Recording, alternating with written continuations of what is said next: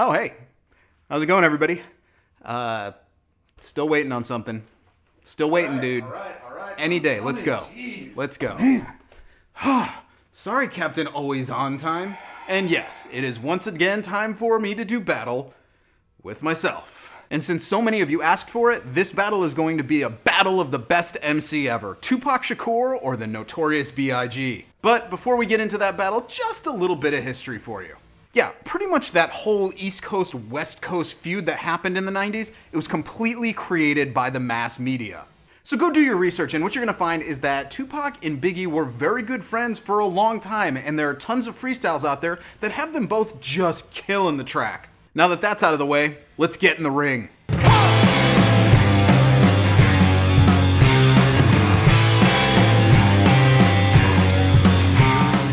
People like to call rap music lyrical poetry, and there's no other MC in history that could write even close to the level of Tupac. I mean, his lyrics were so good, they teach college courses about them. It was his rhyming style and the way that his words flow. I mean, it was almost like jazz at times, and he could rhyme over any pace and any style. He was a rapper pure and true. And listen to the backing sounds on those tracks. The diversity in them is stunning. Whether it was musically or lyrically, he is more than fitting of the word prolific. But it's the fact that he could live in two worlds simultaneously that truly made him the superior performer. I mean, he really never left the streets in so many ways. Not that he was living in ghettos or anything like that, but his mentality, what he talked about on record, he never forgot or abandoned his roots. He would paint the most vivid pictures on every single song, and you were there with him every step of the way. I mean, he was like a journalist of sorts, reporting and editorializing about the world around him. He'd give you the whole story, how it was, how it is, and he'd even dig into the idea of how it should or how it could be.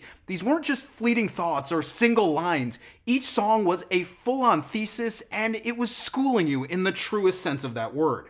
More to the point, Tupac could rap about anything. It wasn't just an endless cycle of money and women and drugs. It was the depth, it was the diversity in his lyrics that makes him the true king of the genre.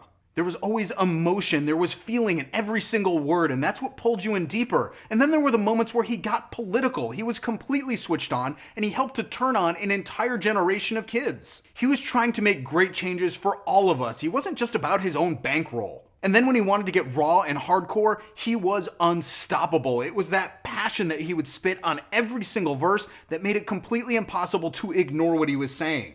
He ignited a fire for change in an entire generation of MCs, and it continues to shape the culture and the world of hip-hop to this day. Biggie may have had more hits, but Tupac was an icon of culture as a whole. I mean, you just can't get past his place at the top of the hip-hop tree.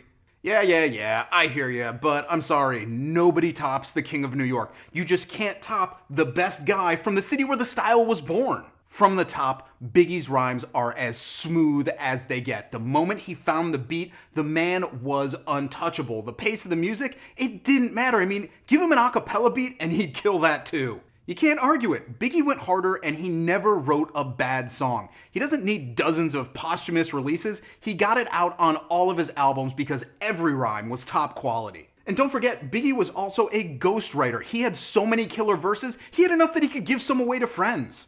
Look, if you're gonna give me that whole Tupac Shakur was a reporter thing, then Biggie was a damned novelist. He would paint the full picture, develop the characters, and then he'd give you the story with tons of colors and metaphors and action. Oh, and you want to talk about depth of words? Dig into the feast that was the density of Biggie's rhymes. I mean, nobody tops him when it comes to the subtle, almost subliminal diss. I mean, who shot you, right? Hit after hit after hit, Biggie took the genre to the next level. And that's not only due to the massive sales numbers, but because every song was so damn good, and it embodies everything that hip-hop music is supposed to be. Juicy, Gimme the Loot, Going Back to Cali, The What? There are so many hip-hop classics beyond the commercial success. Drop the needle anywhere on either of his albums and you've got rap perfection. Also, when it comes to that whole remembering where you're from thing you were talking about, how many other MCs did Tupac put on? Biggie brought on his whole crew and made sure they all got time in the spotlight. There isn't an MC alive today who doesn't pull a huge part of their approach from Biggie, and I get it. Tupac has some really great songs, but Biggie had a pair of absolutely perfect albums, all killer, no filler. Argue all you want, but you just can't top Biggie's flow. Tupac had more depth than Biggie could even dream of. Precision rhyming, that's what rap is all about. Lyricism, it's more than just rhyming words. Delivery, there's no contest there. Complexity, music that's gonna have impact needs intellect. Bottom line, Tupac was a writer, Biggie was a rapper. Actually, the bottom line is hit 'em up. Best diss track ever, no competition. So there it is, the battle has been set. Hop down in the comments and tell me who you think won. Also, be sure to let me know who you think the next music battle should be between.